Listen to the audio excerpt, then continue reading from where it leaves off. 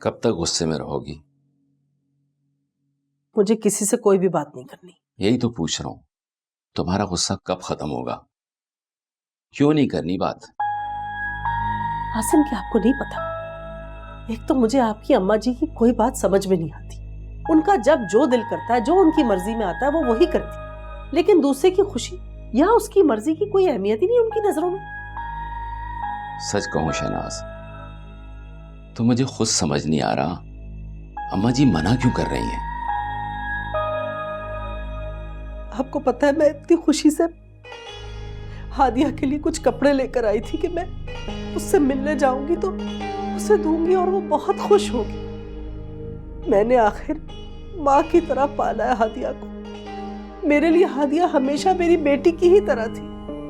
मेरा दिल कब से तड़प रहा था हादिया के लिए। कितने दिन हो गए उसे देखे में। आपको पता है, कल रात वो मेरे ख्वाब में भी आई। मैंने सोचा हम उससे मिलने जाएंगे तो वो कपड़े और सब चीजें देखकर बहुत खुश होगी। लेकिन अब मुझे समझ में आ रहा है कि मैं ही पागल हूं, मेरा ही दिमाग खराब है जो हर किसी के लिए सोचती रहती हूँ। अच्छा ठीक है, तुम अपना दिल छोटा मत करो। तैयार है ना? हम हादिया को मिलने चलेंगे।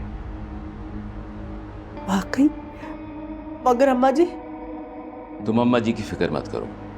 अल्लाह जानता है, मैंने आज तक आपकी अम्मा से कभी कोई झूठ नहीं बोला, मगर आपकी अम्मा जी ने हमसे हजारों झूठ बोले भी।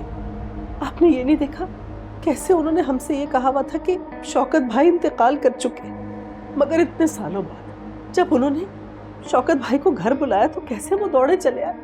और न जाने कौन कौन सी बातें हैं जो अम्मा जी ने हमसे छुपाई भी होगी। अच्छा ठीक है शहनाज, अब तुम अम्मा जी की बुराइयां लेके मत बैठ जाओ।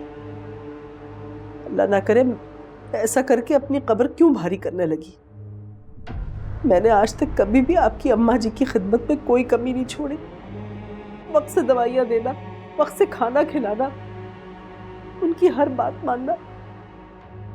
ठीक कह रही हो तुम, ये तो तुम्हारी अच्छाई है शहनाज। अल्लाह तुम्हें इसका अजर देगा। आप ऑफिस से फ्री होकर मुझे फोन कर दें, मैं तैयार हो जाऊंगी। हाँ, मैं कॉल कर लूंगा तुम्हें। ओके?